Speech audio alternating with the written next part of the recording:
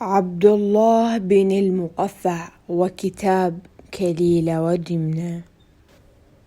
زعيم المترجمين من الفارسية إلى العربية، وأحد أوائل المؤسسين للنثر العربي، والرجل الذي أنقى الكتاب كليل ودمنة من الضياع. ولد ابن المقفع في مدينة اسمها جور في فارس في عام 724 ميلادية، لأسرة تعتنق المانوية، وهي من الديانات المجوسية، وهي الديانة التي تربى عليها قبل أن يسلم.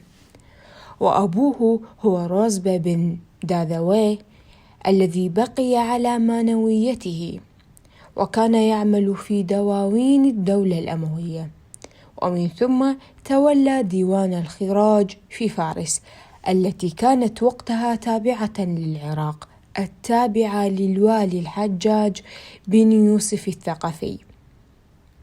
والذي حصل أن داذويه قام باختلاس أموال من الديوان، وهكذا عوقب بالضرب حتى تشنجت أصابعه وتفقعت، ومن هذا جاءت تسمية المقفع التي التصقت بابنه الذي صار يسمى بابن المقفع.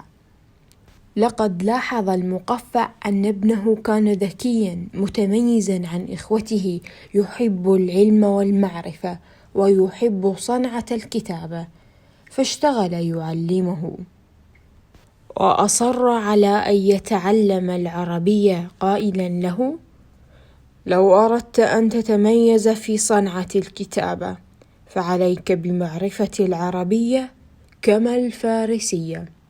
وهكذا تعلمها بالفعل، وازدادت ثقته بنفسه، وكان متيقنا من أنه سيصبح كاتبا معروفا ذو شأن كبير، وكان يرى أن العمل في دواوين الولاة والأمراء هو أفضل طريقة لتحقيق حلمه. فأصبح كاتبا عند يزيد بن عمرو بن هبيرة، والذي كان والي كرمان وقتها، ثم عند أخوه داود بن عمرو بن هبيرة والي البصرة. وفي البصرة تعرف على عبد الحميد الكاتب الذي كان أحد أبرز الكتاب ورواد البلاغة، فنشأت بينهم صداقة عميقة. وتنقل بعدها ليكون كاتبا عند أكثر من والي، حتى صار عند سفيان بن معاوية بن يزيد بن المهلب، ثم عند عيسى بن علي، والذي أكرمه وقدره حق قدره.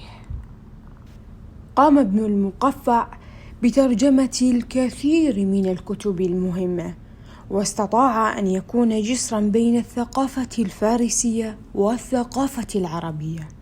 ولكن أهم الكتب التي ترجمها هو كتاب كليل ودمنة، والذي كتب باللغة السنسكريتية ثم ترجم للفارسية.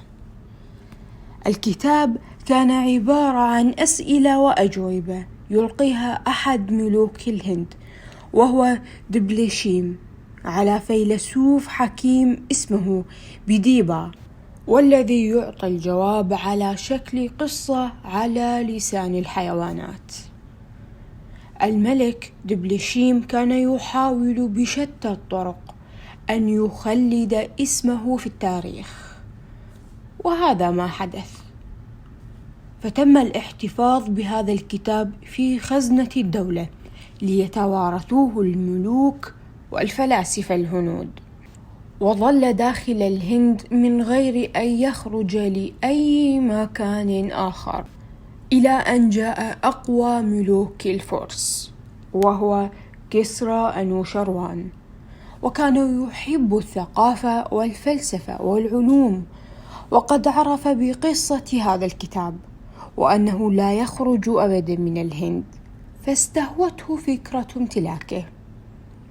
وهكذا بعث طبيبه الحكيم برزويه في مهمة جاسوسية، وكانت الخطة أن يذهب للهند فيعيش بينهم طويلا ولا يرجع أبدا إلا وبيده الكتاب.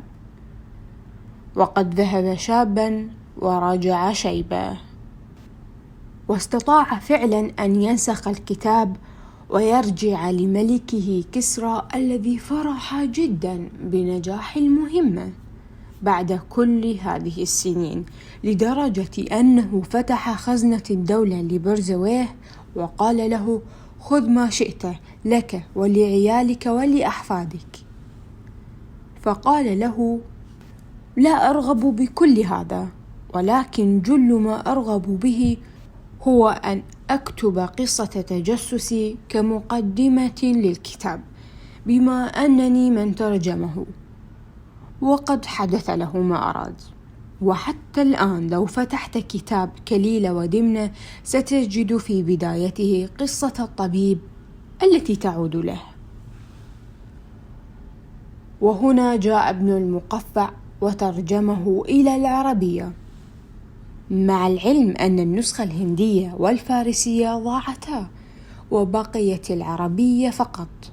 ومن النسخة العربية هذه عرف العالم كتاب كليلة ودمنة. وكتاب كليلة ودمنة يصفه النقاد العرب القدامى في الطبقة الأولى من كتب العرب، ويجعلونه أحد الكتب الأربعة الممتازة، إلى جانب الكامل للمبرد والبيان والتبيين للجاحظ والعمدة لابن رشيق. ويحتوي الكتاب على 15 بابا، منها باب الأسد والثور وباب الحمامة المطوقة. ويعتمد أسلوب السرد فيه على حكاية مضمنة ضمن قصص أخرى تعرف بالقصة الإطارية، بشكل يشابه كتاب ألف ليلة وليلة.